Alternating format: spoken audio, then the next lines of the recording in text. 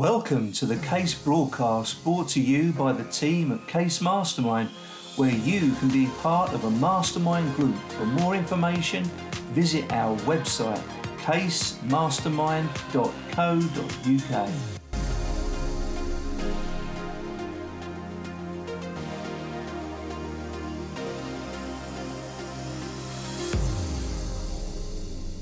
So hello and welcome to another exciting episode of the Case broadcast. It's hello from me, Patrick Twitchett, the Simplifier, and it's hello from me, Melvin Manning, in the blue case corner. And it's a big hello from our guest today. Hello, everybody. Delighted to be here today. Thank you very much for the invitation, Patrick and Melvin. You're more than welcome. And Helen, I'd like you to introduce yourself quite briefly today, but just to let our guests know, we're going to be talking about crunching numbers, and in amongst those numbers that we're crunching, we're going to be talking about time management as well, which I think is an essential part of business. And a lot of businesses can quite easily neglect the numbers because they're too focused on doing a lot of other things in their business. So it's good to take a step back and look at those. So introduce yourself quite briefly to our audience and let us know exactly what you do and where you're from. Okay, so my name is Helene Sewell and I call myself a business navigator. What does that mean? It means that I help business owners and entrepreneurs understand where they are, where they want to get to, and more importantly, how to get there. So that's the art of business navigation. I basically help business owners make the right decisions at the right time. And part of that is about understanding numbers, because the numbers of a business is like the dials on a dashboard. Would you fly in a plane without having, a proper, cockpit dashboard? And the faster you go and the more numbers you need to have to make sure you're keeping on track. Same thing with a business. The bigger your business, the more you need to have a hold of your numbers, because when it goes wrong quickly. Well, a great analogy that is, Helen. And I just visualize myself sitting on a plane and a blasé pilot getting on and going, "Oh, I haven't done any checks today. I'm in too much of a hurry. Let's get on with it, folks." Yeah, exactly. Would you step on the plane, with the thought that, oh well, we're not going to bother doing the pre-takeoff checks and look at the what altitude we are as we fly. You'd be surprised, how little people look at their numbers. I mean, I have 25 years experience working as a qualified accountant in businesses, working specifically with decision makers, helping them understand, where they are, as I said, and making the right decisions at the right time. And you would be immensely surprised how some, very key numbers are not being monitored. And are often at the source of major issues in businesses, major profitability issues, and until I put my finger on them, they don't know it, and they keep struggling when they don't have to. Yeah, sure. The first area we were going to investigate today, Helen, was time management, which is, I think, really, if you can master time management, then you've got a bit more time available to look at the numbers as well. So it's a good starting point, isn't it? Well, it is. And, time and money are two of the most precious resources that a business has. And whereas, you can borrow money, all being at a cost, when time's gone, you never get it back. So making sure that you spend time on where you have the most value add is really important. So for me, time management is not so much about being organized. It's more about spending your time on where you get the most value out of it and getting rid of the non-value add, things that take you time. And then you can think about, outsourcing the things that would cost, it would cost you less to have somebody else do it than what it would earn you to spend that time on something that is more value add.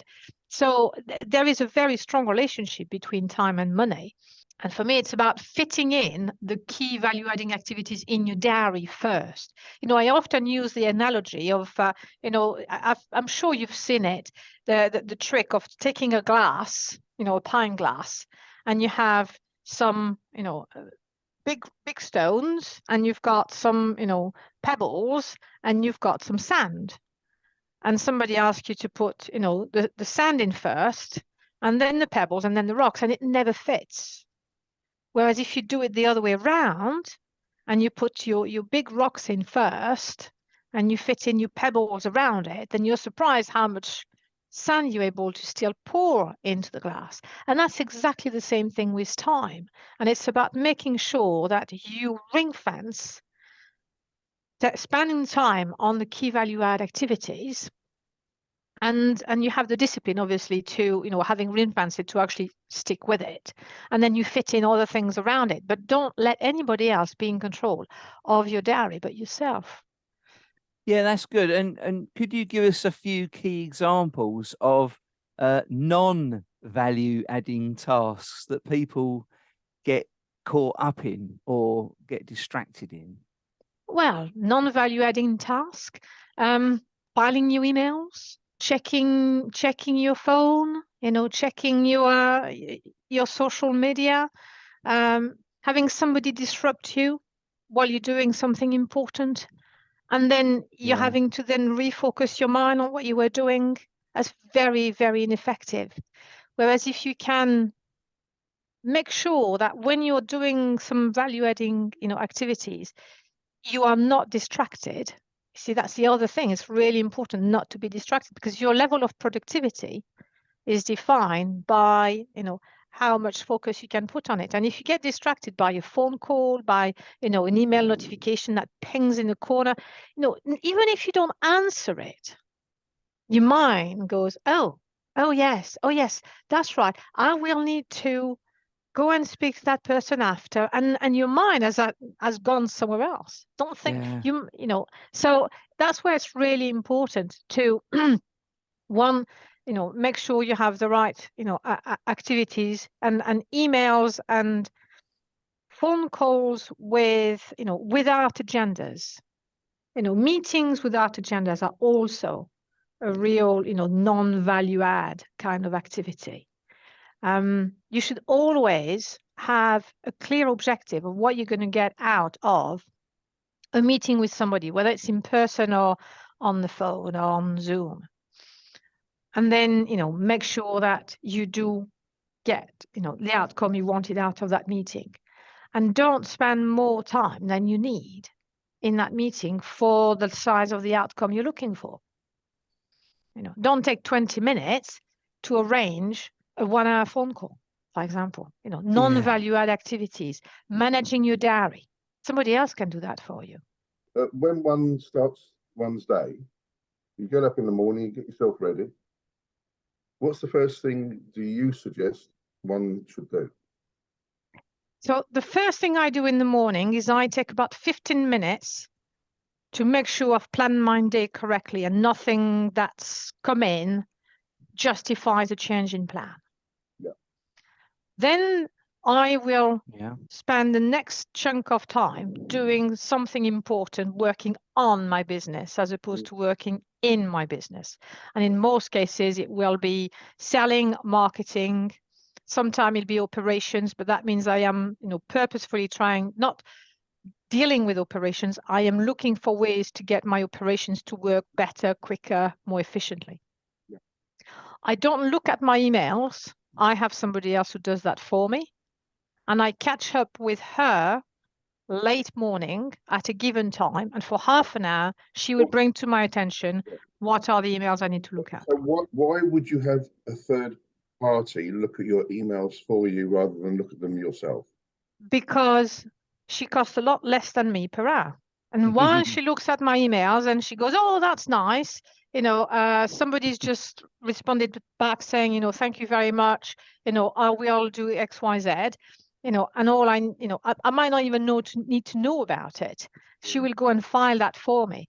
And an email comes in and I need to do something with it. She will let me know, but she's going to get me straight to the bit that matters. And she will prioritize my emails for me. Because there's also loads of emails where people are just sending you sales stuff and junk. Your mailbox get absolutely flooded with it, and the time you spend just filtering through what matters and what doesn't, and if you don't get rid of what doesn't matter, you can't see what does, and that's time you really don't want to spend yourself. I mean, I once heard, I had a business mentor who said to me, if you do not have an assistant, you are one. And I fully buy into that concept. So, Ellen, what you're kind of mooting here is the fact that you need to get yourself to a point, financially speaking, where the assistant is essential. Absolutely. I mean, anybody who starts in business will have generally more time than they have income. Fine. Still, you need to be very careful how you spend your time, because admin tasks can, are you familiar with the Parkinson law, which is whatever time is available will get filled with whatever task you have to do. So give yourself, a certain amount of time to do each task. But then once you have some revenue coming in, one of the first thing I always recommend, eliminate admin task by giving them to a third party. Nowadays it's very, very easy with technology. You can outsource admin work at a very, very cost effective price. You'd be hard pushed. You can hire a VA for between $5 and $10 an hour. If you can't make that yourself, you need to worry about how much you sell yourself for. For our audience, what would you define as value-adding activities? Great question. A value-adding activity is an activity that will generate income in some way, shape, or form. Now, it might be generating income because you have made a sale and and you're selling a service and you need to deliver that service. So obviously delivering the service is a value-adding activity because it does have a value attached to it. If you don't do it, the customer won't be happy. You might have to refund him, etc. Yeah. Another value-adding activity is selling, because when you sell, if you're making calls to get to prospects to get a sale, you get the sale. That brings money in the bank. Each one individually might not bring you money straight away, but it should go towards bringing money in. Okay. On the other side, you spend time cleaning your office or clearing your desk or filing your emails. Is that can you link that directly to a value add? You're going to struggle, not yourself. Now, of course, cleaning is important. You don't want to be living in a tip, but you have to be careful when you do it and that it doesn't take precedent over value-adding activities. There will always be some non-value-adding activities. You can't eliminate them. It's what proportion of them you have in your life. Yes. As a business owner, and it's what proportion you outsource. And you can outsource also value-adding activities, of course, but you should only outsource the one where it costs you less to pay somebody else to do it than what you are able to add as value add, yourself as the business owner. So, to give you a concrete example, if I take a freelancer and they charge £100 an hour for what they do, and they've got a busy diary, if they have a busy diary and they've got enough customers to fill their diary to the level they want, then any activity that costs them less than £100 an hour, they can outsource, because any hours they free up, they can then bring in another client for that hour they sell. Yeah, sure. So sure. that's the direct correlation. But so that's the simple calculation. But if you think of it in other ways, I hear people say, oh, I'd love to develop this idea or that idea, but I haven't got the time. Well, how much would this new product bring to your business? Yeah. That's the value add of that new product. And if you haven't got the, the time to, if that product, that new initiative would bring in enough money, then you should find the time to do it by outsourcing, at a cost that is less than what this idea would bring. Because generally, most things, you have a capital, time investment to start with, but then it will bring revenue on a regular basis. Yeah, So don't look at it as a, as a short-term investment. You need to look at it as a long-term investment. What's the total, what's the long-term value of that initiative? If we're now improving our time management and we're getting on top of things and we're able to spend less time working in our business and more time on it, we can then look at these numbers. So what would you say are the key numbers that businesses should be keeping an eye on?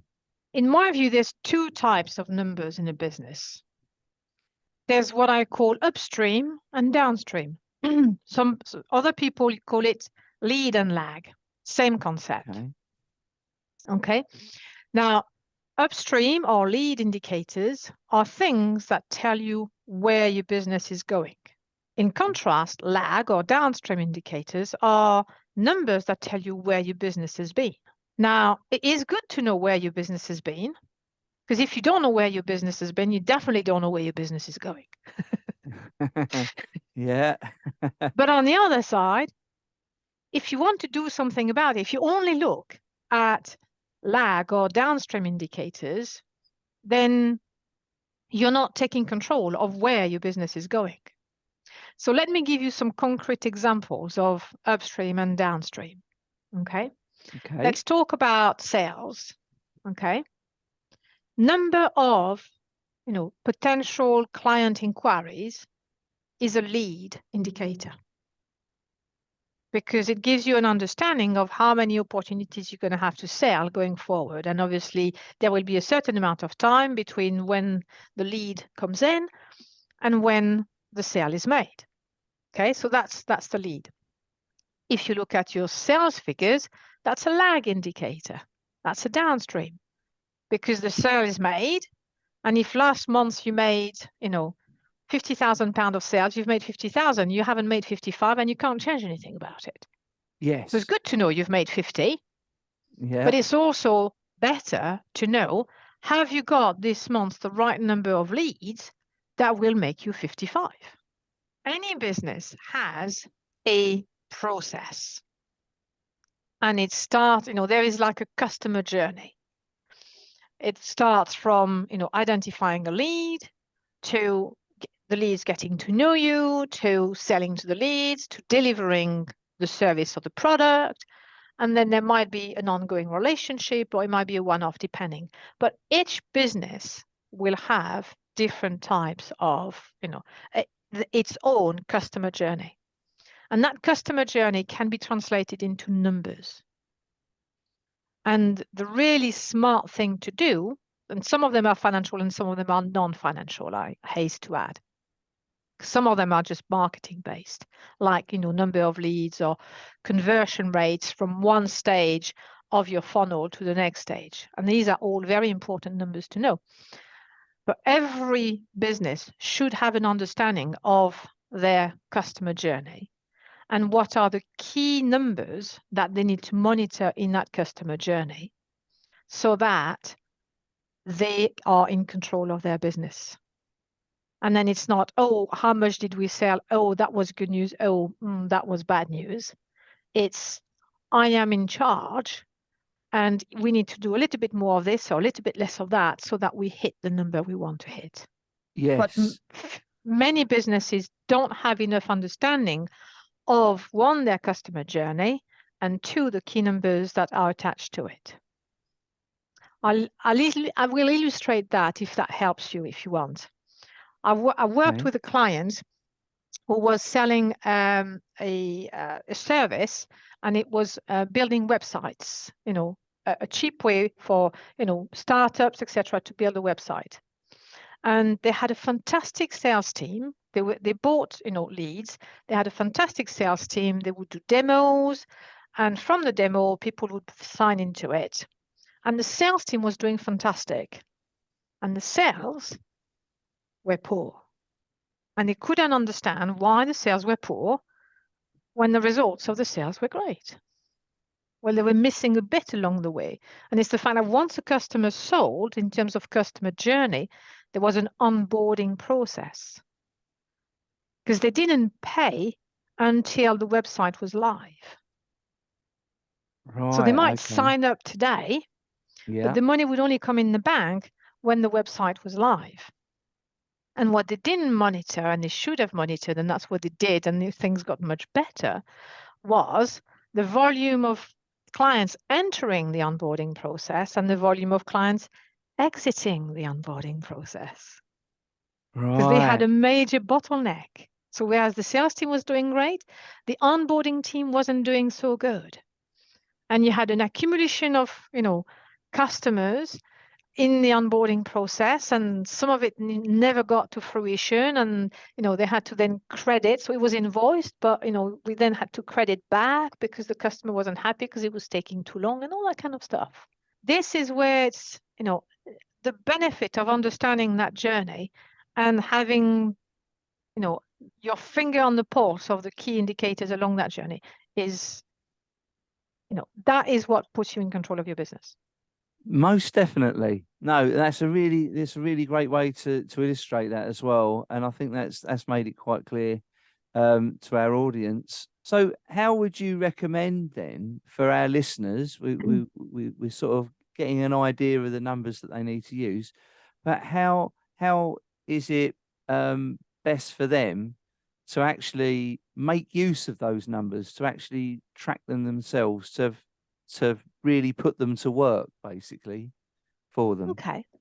Well, most numbers will need to be tracked either weekly or monthly, and it depends on the nature of the number. But think of it this way. If you can do something about it on a weekly basis, then you should probably track it on a weekly basis. But if you can't do something about it, any more than on a monthly basis, then there's no point in tracking it on a weekly basis. Because, there is no point in tracking a number if you can't review it and take action as a result of it. I call it, track, review, adjust. Those numbers that you need to track, those numbers that you need to affect, you can affect on a weekly basis, then you need to track on a weekly basis. And the best person to track it is the person who has ownership of it. And ownership means I can do something about it. I am the person who makes it happen or not. Yeah. So for example, if you talking about conversion rates, one of the conversion rates into your funnel, then the person who should be tracking it is the person who's actually doing the conversion. Right, I see. Yeah. Because ownership is what will then drive action. There's no, for me, tracking a number in itself is of no use unless it drives action. You track something weekly, you have 52 chances a year to adjust and stay on track. You track monthly, you have 12. You track quarterly, you have 4. Geez. Okay. And the other thing that's really, really important, and a lot of people miss that, psychologically, any number you track should have a target, and then you track the actual versus target. And having an adverse variance is unacceptable. Now, the target needs to be, it shouldn't be too easy because then your business never gets anywhere. But on the other side, an unrealistic target is the most demotivating thing that you'll ever find. Because if the variance is adverse, and I like to do it color-coded, if the variance is right, then it's green. And if the variance is wrong, it's red, period. And if it's red, it's unacceptable. And you can't have a red variance week on week on week, because if you do, then nobody ever does anything about it. Yeah. So when you compare your number on a weekly basis, you've tracked it, you compare it with your target, always ask yourself the question, did we, excuse my language, screw up in delivering it, or was the target wrong? Now, don't let yourself off the hook easily. Oh, yes, the target was unrealistic. Well, it might have been, it might not have been. Don't let yourself off the hook too easily, but be realistic, and have a target that can be achieved. Because I often see people say, well, what should it be? Well, ideally, it should be X. Talk about conversion rate. Oh, ideally, you should have a conversion of 30%. Yeah. But the person is achieving currently 15. And they need training, they need learning, they need whatever it is that's going to take them to that level. If you give them a target of 30, it's not motivating. Today they are at 15. Next week, give them a target of 16 or 17. And give them something that's going to make it, that's going to give them the chance to hit it. Yes. Because if they hit 20 when their target was 16, they're going to be dancing. They're going to be on fire. Yeah. Whereas if their target is 30 and they hit 20, they're going to be, I still haven't got it. So psychologically, it's extremely important to have the right target and then to empower people to take action to hit it. Yes. Yeah. And so for our listeners, how would they come to that? So people that are listening now and thinking, oh, I've not really paid any attention to my numbers, so I'm going to have to start establishing something. I suppose there is an element of information gathering.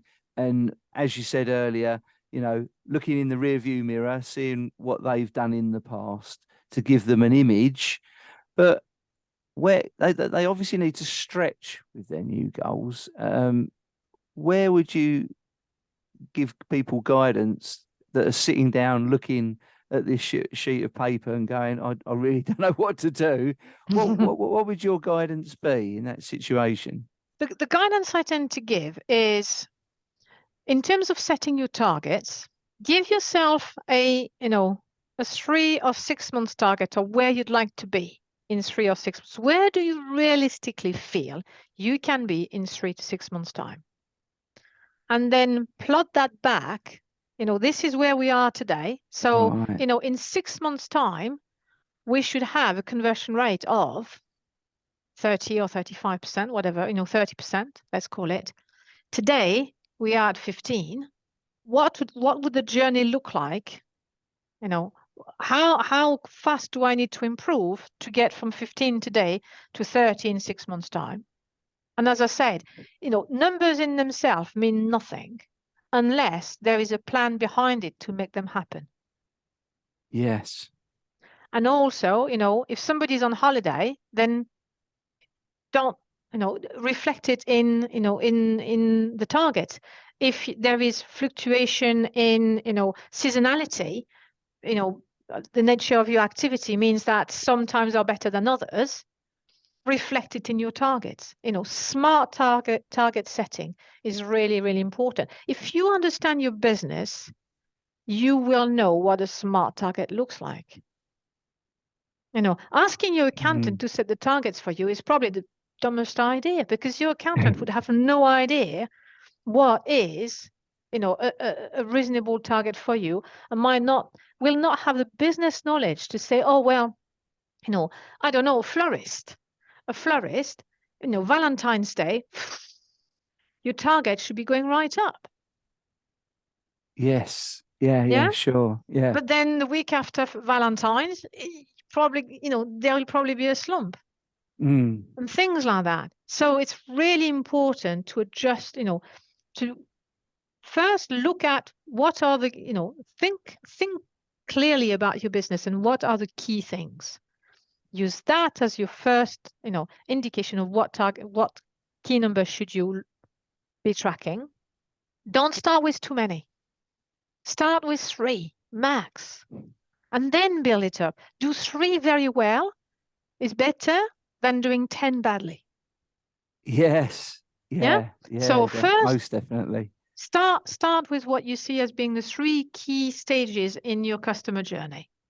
Track that. Make sure you have the right person who's responsible. Make sure you get the discipline of doing it on a weekly basis. Make sure you get the target right. Learn from that process.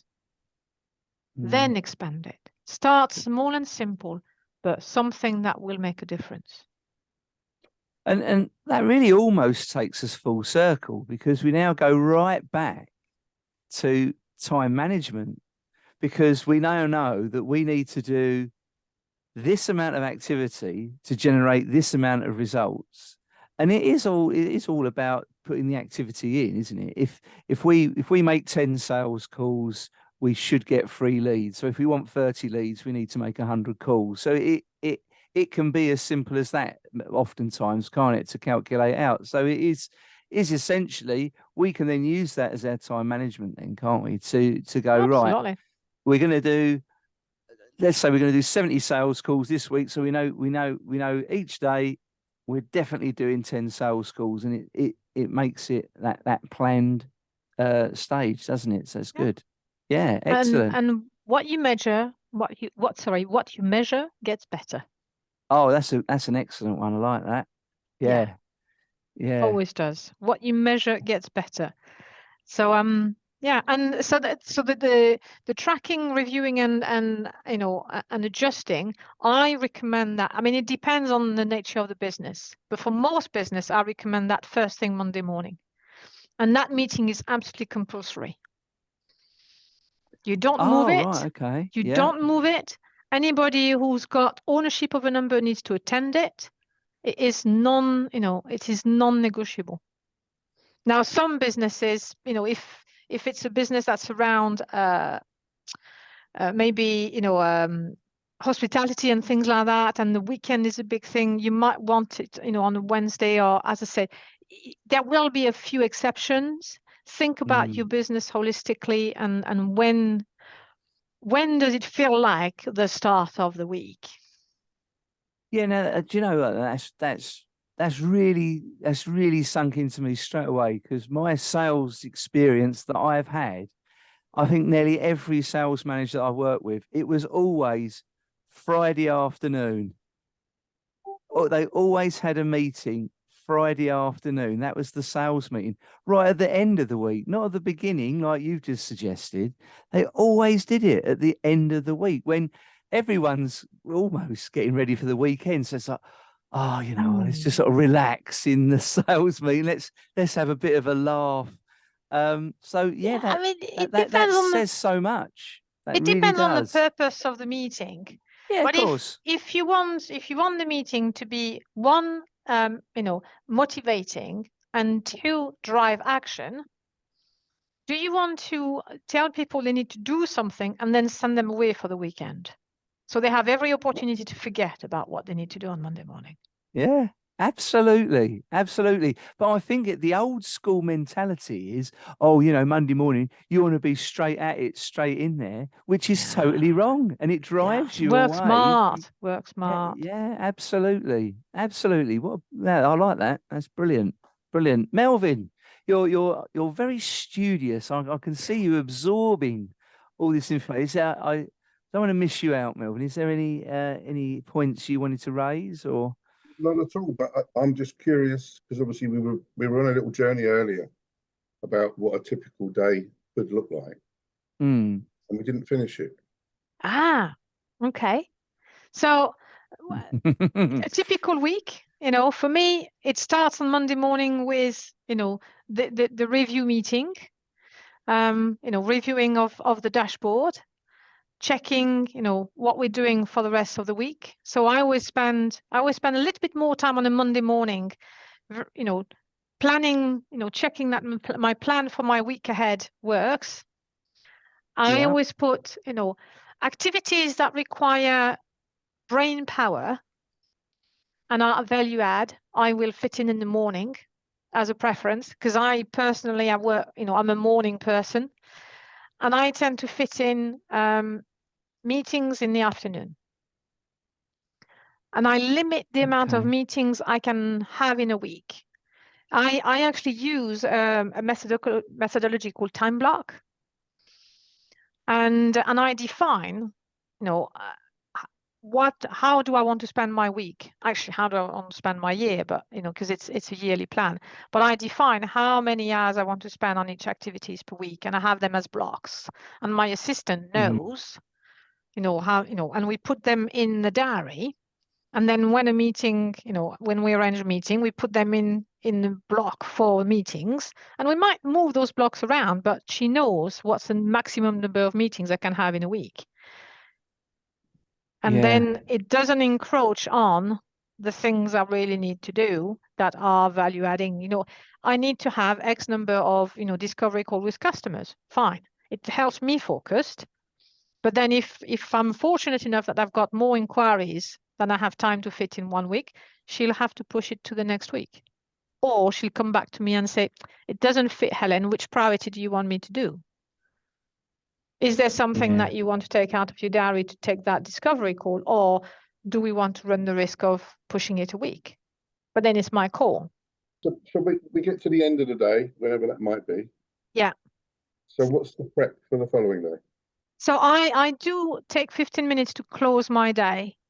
I have a slot around lunchtime when I do emails, when I do, admin stuff.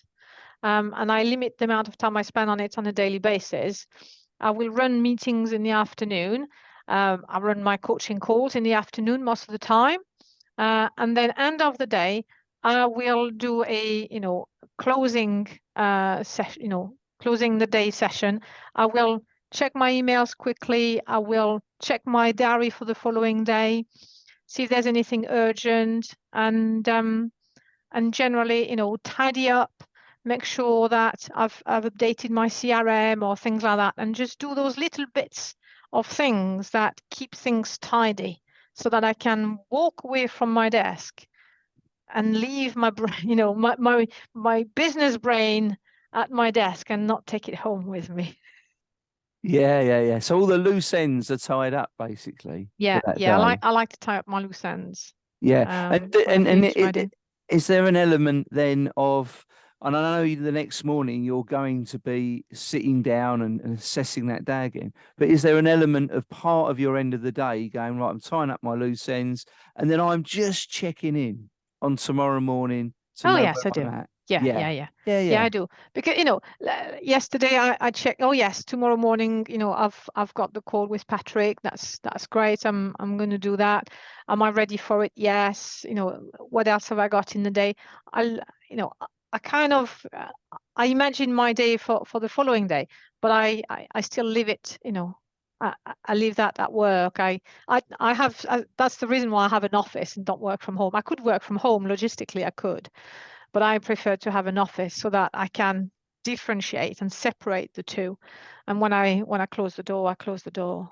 I like that better. But yeah, it's I like to keep an eye on, what's in the pipeline, but only first thing in the morning, last thing in the day, and the rest I'm just focused on what I need to do, being in the present. Helen, if our audience would like to get hold of you, what is the easiest and most effective way for our audience to get hold of you? Oh, by far the easiest way is to go to LinkedIn. There is one only person in LinkedIn with the spelling of my name, which is one of the reasons why I have never changed the spelling either. Although I call myself Helen, and the spelling of my name does raise a lot of questions, it is also the only spelling and the only person with that spelling in LinkedIn, which is quite useful. So Helene, and then Sewell, Sewell. And I'm forever spending my time on LinkedIn. I'm in there virtually every day. So anybody wants to get hold of me, you can see me in there. You can see some of my videos. I do, business advice in small bites, in video formats, and articles and things like that. And message me, and I'll get back to you. Excellent. No, that's great. That's great. Thank you very much for that. So I'm going to end, as we always do, by reminding our listeners to listen out, listen up, and listen in. and always stay tuned to the Case broadcast. So, as in true to Ronnie's style, it's goodbye from me. And it's goodbye from him. And it's goodbye from our wonderful guest today. It's goodbye from me. Thank you very much, everybody. Thank you. Goodbye. To continue to listen out, listen up, and listen in to the Case broadcast, do hit the subscribe button to receive reminders of all our new episodes.